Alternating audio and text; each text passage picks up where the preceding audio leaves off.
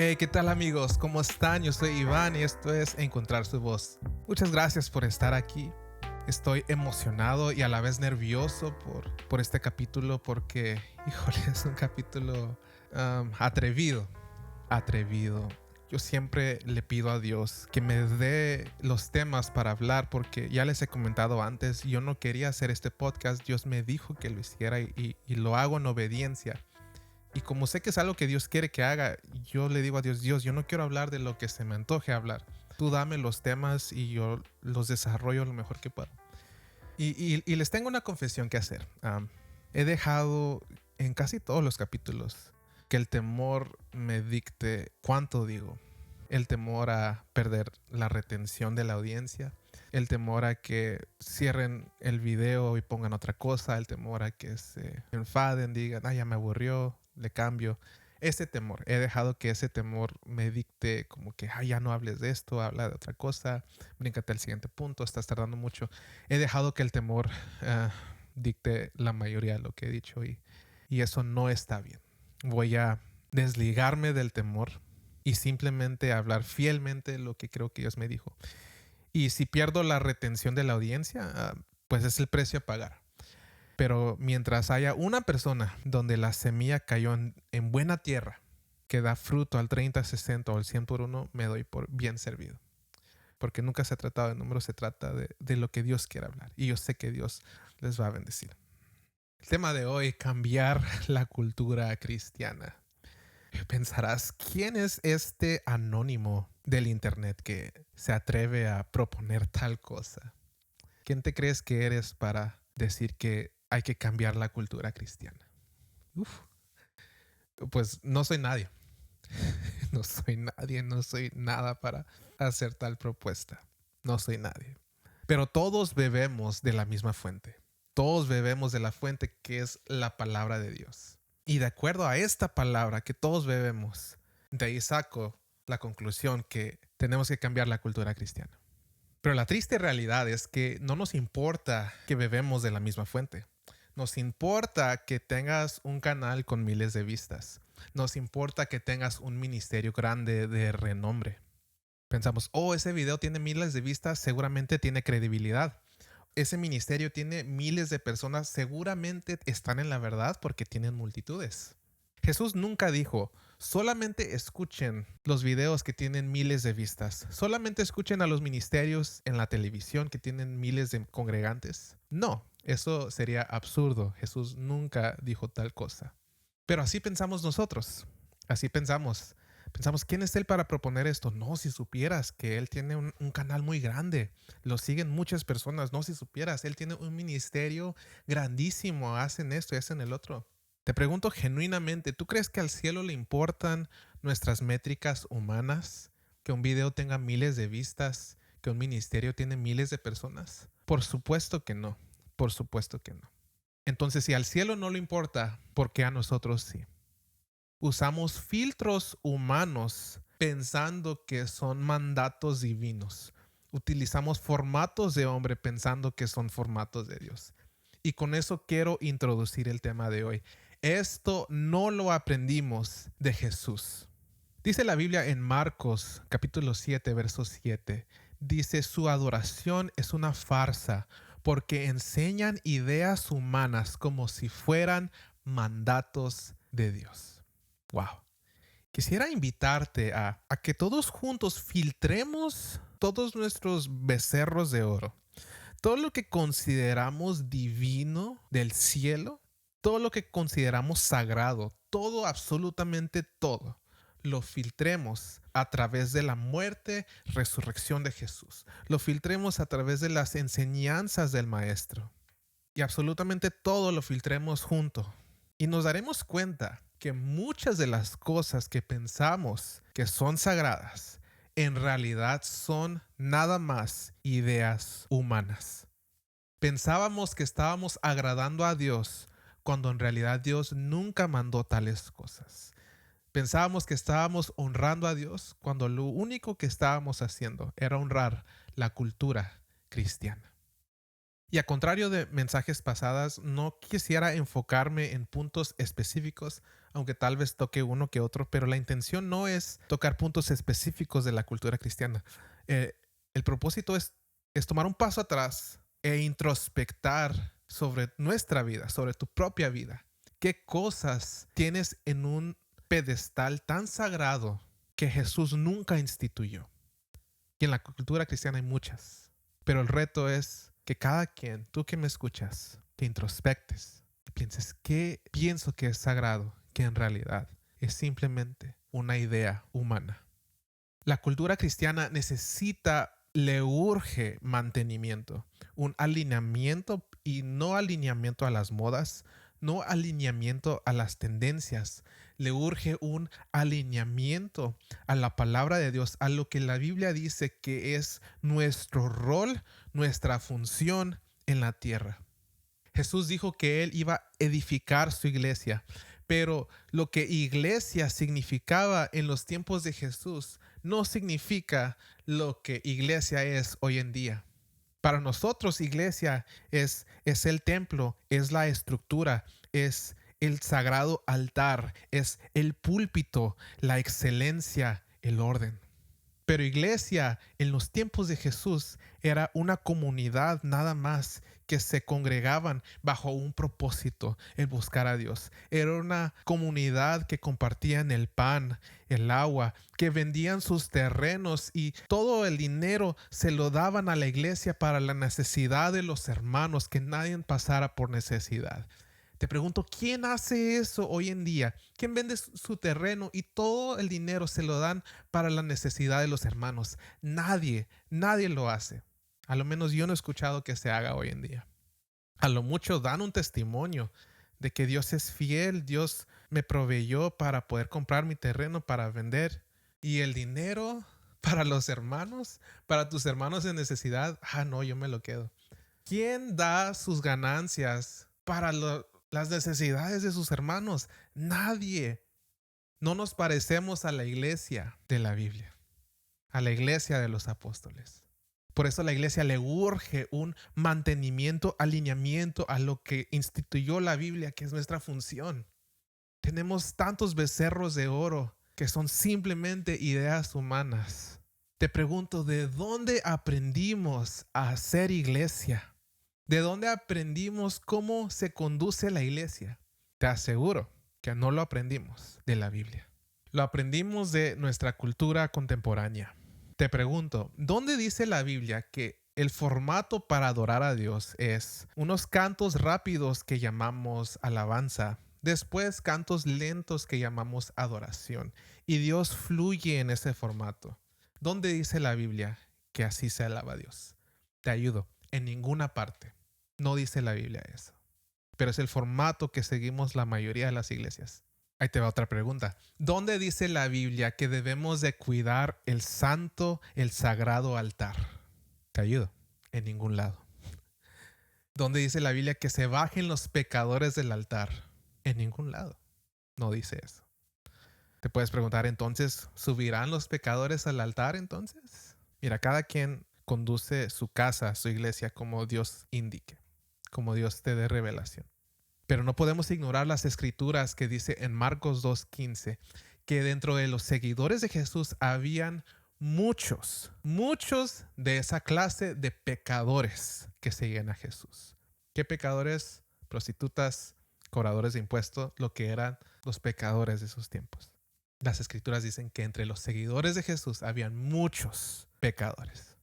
Algo hacía Jesús que atraía a los pecadores.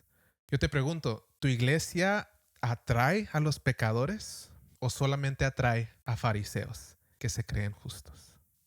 Algo que te puedo decir de los fariseos, porque yo era uno, es que a los fariseos les encanta proteger el sagrado altar, porque se enfocan en lo externo, en el orden, en reglas externas, pero no en el dominio propio, en no juzgar. Esto no nos gustó. Lo entiendo. Pero la Biblia no dice eso. Todo lo contrario, a la luz de la Biblia, el altar es el corazón donde mora Jesús. El altar está dentro de uno, no en el edificio. Otra pregunta, ¿dónde dice la Biblia que Dios es un Dios de orden? Eso escuchamos muchísimo. Que no haya desorden en la iglesia porque Dios es un Dios de orden. Hasta casi le sale el tono grave, ¿no? Un Dios de orden. En ningún lado. No dice la Biblia eso. Todos los que dicen eso concluyen en base a 1 Corintios 14, que Pablo dice en dos instantes. En uno dice que Dios no es Dios de confusión. Y en el segundo instante dice que todo se haga con decencia y en orden. Pero como buenos fariseos malinterpretamos las escrituras y nos enfocamos en cosas externas y no internas. Pablo estaba hablando de profetizar y hablar en lenguas. Pero nosotros malinterpretamos el orden de Dios y decimos en la iglesia no se debe de correr, no se debe de hablar, no se debe de masticar chicle, porque Dios es un Dios de orden. Y añadimos tantas reglas por amor al orden, cuando Pablo nunca estaba hablando de eso. Estaba hablando de hablar en lenguas y de profetizar. No de masticar chicle, no de gritar, no de correr en la iglesia. Necesitamos alinearnos a la palabra de Dios y destronar todo becerro de oro. Ocupa haber un cambio en la cultura cristiana, alinearnos a lo que dice la Biblia. Es que creemos que muchas cosas que ha sido de nuestra cultura es divino, pero no es divino, no está en la Biblia.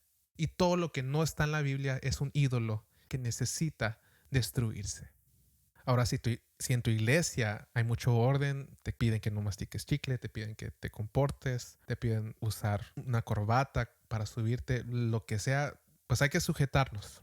Hay que sujetarnos. No estoy a favor de rebeldía, insujeción. Hay que sujetarnos. Pero sepamos los que instituimos tales reglas, que esas reglas no son de Dios, son ideas humanas nada más. O como la frase clásica, ¿no?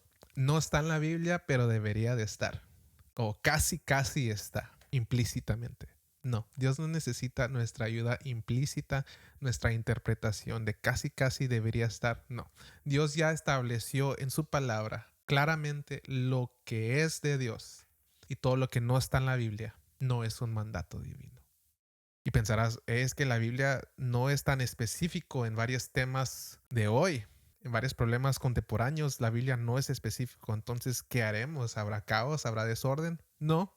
Dice la Biblia que Dios instituyó apóstoles, profetas, pastores, evangelistas, maestros. Ellos van a edificar el cuerpo conforme Dios les dé revelación y sabiduría. Y nos sujetamos a ellos. Pero simplemente debemos entender, todo lo que no está en la Biblia no es un mandato divino. Nada más. Pero nos sujetamos por amor a la paz, por amor a la honra, que eso sí está en la Biblia. Ahí te va un dato que probablemente no sabías.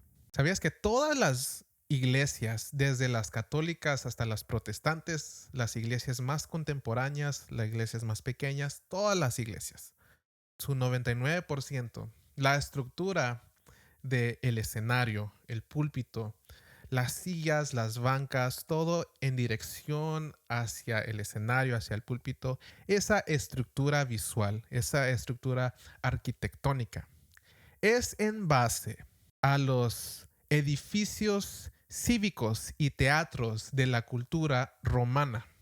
Se llama estilo basílico, es decir, nuestra estructura visual de la iglesia es una réplica de los teatros y los edificios cívicos del Imperio Romano. ¿Y eso qué tiene que ver? Nuestra estructura de iglesia no tiene nada que ver con cómo era la iglesia en el libro de los Hechos, sino somos una réplica de los teatros de la cultura romana. En los tiempos de los apóstoles no había escenario, no había púlpito. Ellos compartían el pan, predicaban a Jesús, dice la Biblia, en el templo y en las casas. Era una comunidad de hermanos, no un templo en representación de un teatro. Y aún así, habrá gente que sigue pensando, es que el sagrado altar, el sagrado púlpito, eso no es sagrado, no es sagrado. Ahora, yo he estado en lugares donde el altar está muy ungido, donde hay un mover de Dios fuerte en el altar.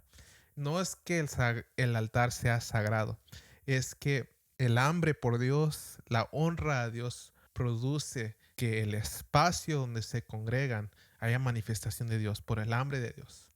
no porque el altar sea sagrado. Jesús dijo que Él edificaría su iglesia, pero no como nosotros pensamos lo que es una iglesia contemporánea, porque mucho de lo que creemos divino no está en la Biblia. Y una razón por la cual hablo con tal atrevimiento o coraje es porque a mí de verdad me molesta muchísimo, muchísimo, si puedo ser honesto, cuando se le da más valor al altar que la vida de alguien. Prefieren que se pierda un alma por conservar la santidad del altar. Eso no es de Dios. Jesús se olvida de las 99 y va por la oveja perdida. Pero nosotros nos deshacemos de la oveja por mantener intachable el altar. De ahí viene mi coraje hacia la cultura de hoy.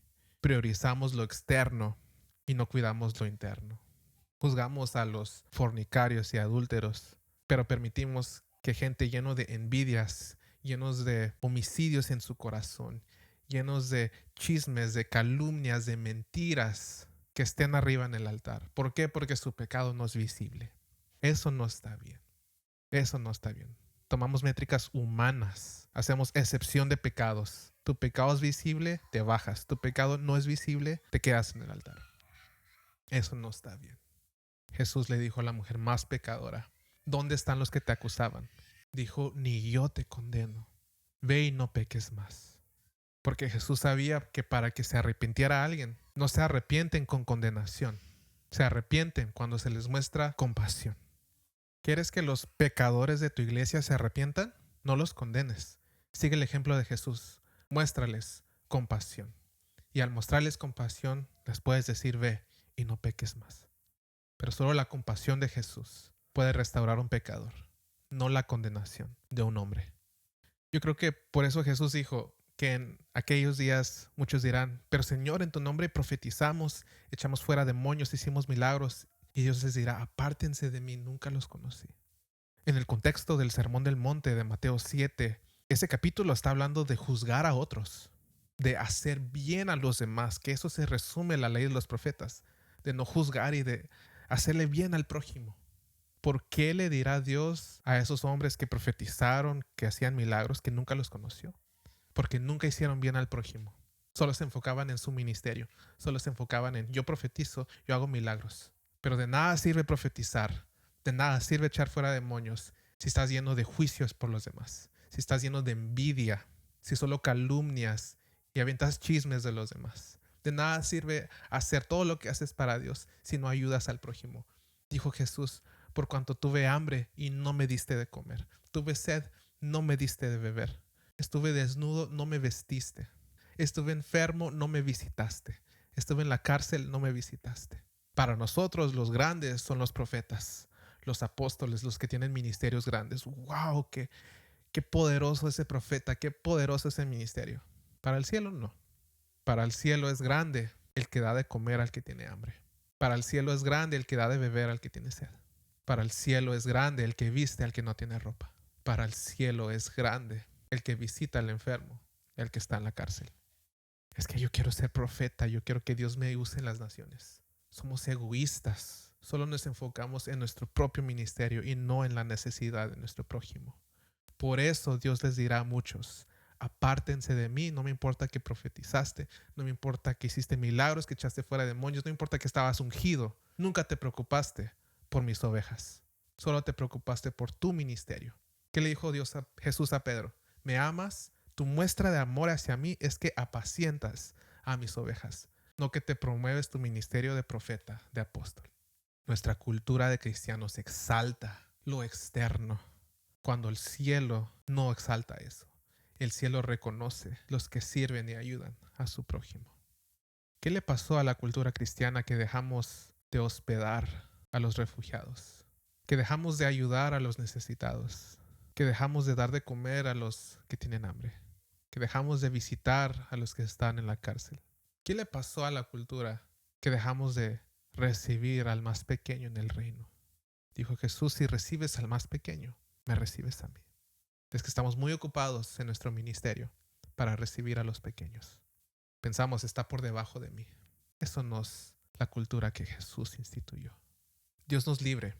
Yo he visto muchos ministros de renombre, que son muy altos para saludar a los hermanos.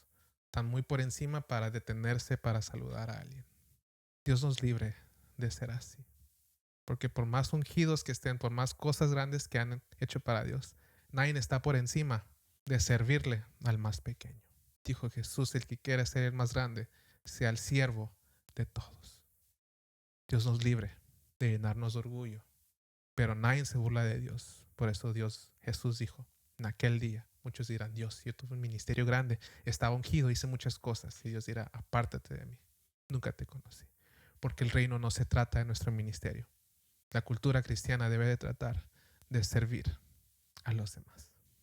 Servir a los demás. Sé que este capítulo no te va a hacer saltar, gritar. Es confrontativo. Pero necesitamos, a la iglesia nos urge cambiar nuestra cultura. No estoy proponiendo dejar de congregarnos. Somos un cuerpo, nos seguimos congregando. No estoy proponiendo dejar el estilo basílico de las iglesias, la estructura de sillas, plataformas. No estoy proponiendo dejarlo. Estoy proponiendo destronar todo becerro de oro y abrazar lo que Jesús nos pidió hacer. Eso es lo que estoy proponiendo. Quiero orar por ti, tú que me escuchas. Si puedes orar conmigo donde estás, ora conmigo. Y si no puedes porque estás trabajando, estás limpiando, lo que sea, simplemente abre tu corazón. Espíritu Santo, palabras humanas no pueden hacer nada, pero yo te pido que tu Espíritu Santo toque los corazones y nos abres nuestros ojos para ver cualquier idea humana que abrazamos como divino, para que podamos destronar toda cultura que no vino de Jesús, toda cultura que no vino de tu palabra, que lo podamos destronar y abrazar la cultura que Jesús nos instituyó. La cultura de recibir a los más pequeños, de alimentar, de dar de beber, de vestir, de visitar, de servir al prójimo. Esa es la cultura que tú instituiste. No una cultura de teatro, no una cultura de vanagloria. Tú instituiste una cultura de servicio a los demás. Que podamos abrir nuestros ojos a darnos cuenta que nadie es por encima de servir al más pequeño. Espero, Espíritu Santo, que tu palabra caiga en buena tierra y que podamos poco a poco en nuestro entorno, en nuestra área de influencia, podamos empezar a cambiar la cultura cristiana a la cultura que tú nos llamaste a hacer, que es una cultura de servicio. En el nombre de Jesús. Amén. Gracias por estar aquí. Gracias por llegar hasta aquí. Te mando un fuerte abrazo. Nos vemos en el próximo capítulo.